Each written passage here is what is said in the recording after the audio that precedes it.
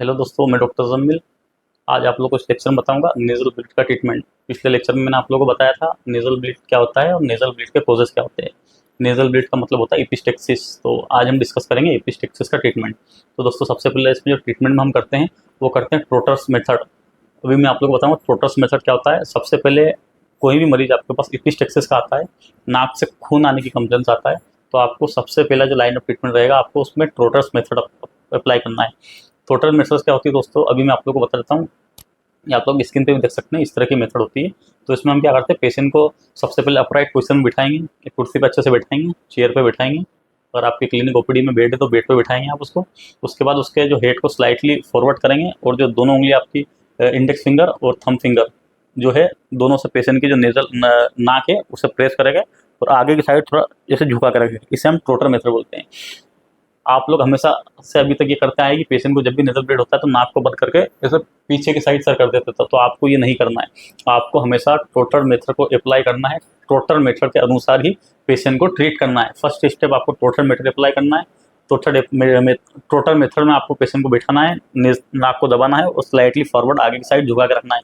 इस तरह से आपको 10 से 15 मिनट पेशेंट को बैठा के रखना है। इससे आपके पेशेंट की ब्लीडिंग बंद हो जाएगी।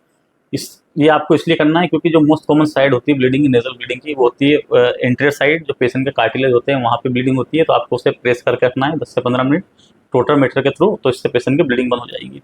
इसके बाद जो नेक्स्ट हमारा एक्शन रहेगा ट्रीटमेंट के ऊपर, इसमें वो हम देंगे, इसमें पेशेंट को नेजल पैकिंग करेंगे। अगर पेशेंट को यूरिनलेटरल नाक से खून आ रहा है, एक साइड नाक से खून आ रहा है, यूरिनलेटरल एपिस्टेक्सिस है, तो उसकी नेजल पैकिंग करेंगे एक साइड की। अगर दोनों साइड से, दोनों साइड से पैकिंग करेंगे।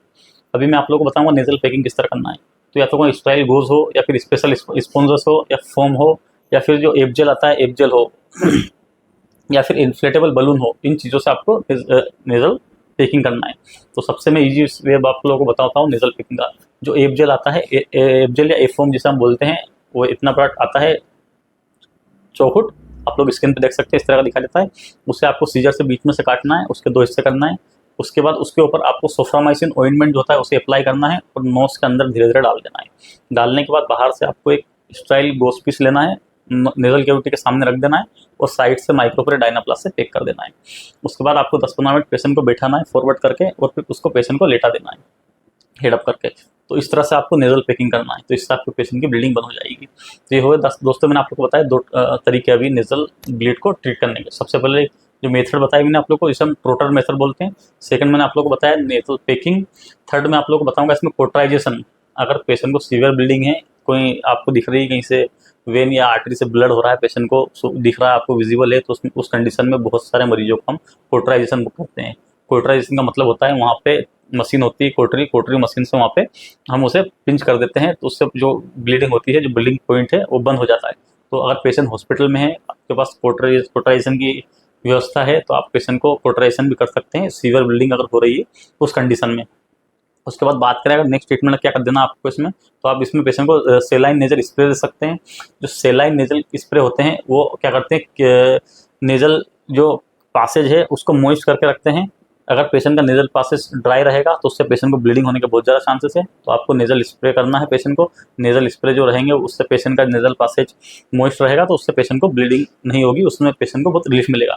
नेक्स्ट अगर ट्रीटमेंट क्राइटेरिया की बात करें तो होता है कंप्रेस नेजल नोस्ट्रिल। तो नोस्ट्रिल को आपको कंप्रेस करके रखना है, तो आप हाथ से कंप्रेस करके रख सकते हैं या फिर आप स्टिक से भी कंप्रेस करके रख सकते हैं, जो कि आप स्क्रीन पे देख सकते हैं इस तरह से।